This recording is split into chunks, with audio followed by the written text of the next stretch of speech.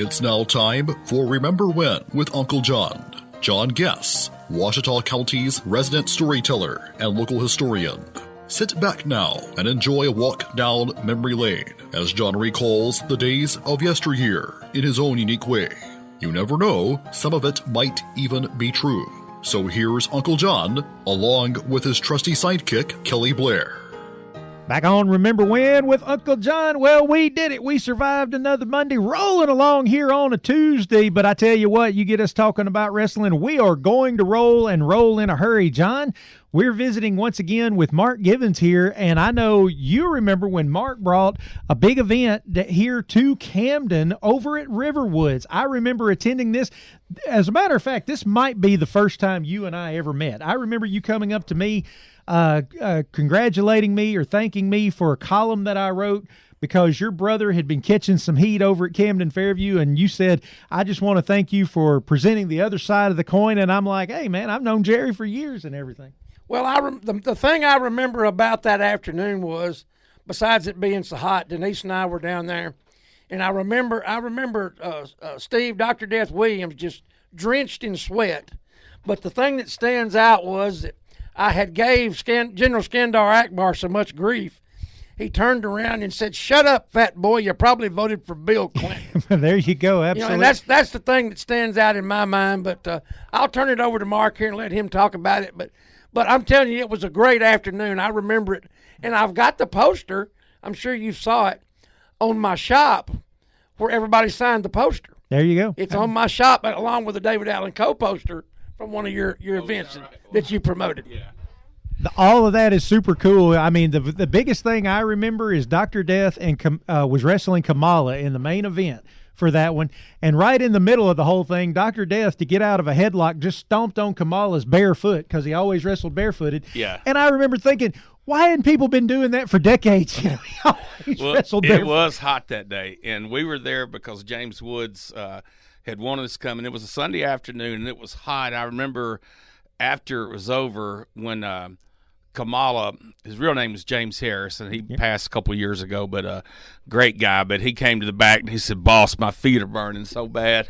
It was a vinyl tarp, I remember, on that ring, and that thing was hot. Yeah. And not too long after that, when we were doing outdoor shows, he was wearing those kind of sandals or whatever. Little slip-on things. Yeah. But, I remember him saying, "Boss, my feet are burning up." Well, they were. I know this is probably going to be an impossible question, but how many events did you do back in those days? You said you were a promoter for about 60. Did you do a couple every week, or you know? We would do a couple a month, and so probably there was 3 or 4 dozen over a couple of years, I guess. I mean, we were doing a lot of festivals, some high school fundraisers. We did some nightclubs. We did some colleges. I mean, we just any place that would have us, and in Arkansas and parts of Louisiana, and then in East Texas, and even got up in Oklahoma some. And you did the Bradley Auditorium, didn't you? Yeah, I did the Mike Bradley Auditorium over in Princeton. That's not too far from where I grew up, and that was the first show that a wrestling show ever did was there, and that's kind of when I got hooked. And, there you go. Well, it sounds like y'all were doing the old Mid-South circuit. Well, it was, and we were calling it. We ended up calling it Legends of Mid-South. We couldn't use Mid-South. Bill Watts had lost the naming rights to his wife in the divorce or gave it up, and so we had to start calling it Legends of. But we were using Agbar and Doc and Kamala and One Man Gang and the Rock and Roll Express and Buddy Landell, a lot of those guys from the Mid-South days. Absolutely. And at that time in the late 90s, they still had, a lot of those guys had been on TV with WWF or WCW, and so they still had some value, and people remembered them at that time. Oh, without a doubt. Now, I'm a full-fledged mark, and what that means, folks, if you're not familiar with wrestling lingo, it means I'm just a fan. I'm just a fanboy, for the Rock and Roll Express. Ricky and Robert were probably pretty cool to work with. Oh, yeah, they were great. Yeah, they were great. And Robert's always been, his nickname is Hoot. Hoot. And then Ricky's Punky, of course. And so whenever Punky and Hoot would show up, and a lot of times they would show up in their gear.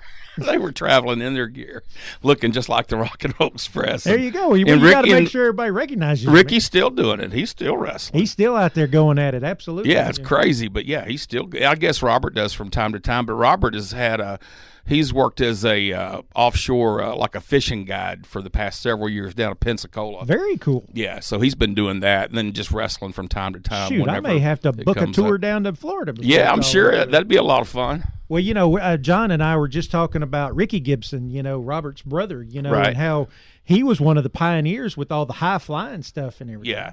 And another thing, if you look at the old interviews of Robert, he has one eye that's slow. Right. And so that was the thing and he would mess with you without you knowing it, and the way he was looking around and stuff, because he had that eye that was just kind of going every which way. But, yeah. If nothing else, you're going to meet some personalities in the wrestling business.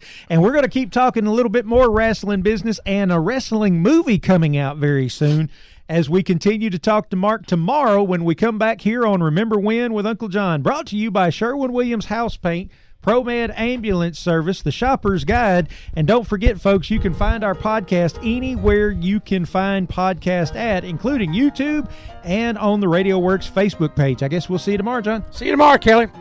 You've been listening to Remember When with Uncle John on Y95. This broadcast can be heard each weekday morning at 6:45 on South Arkansas's favorite station, Y95.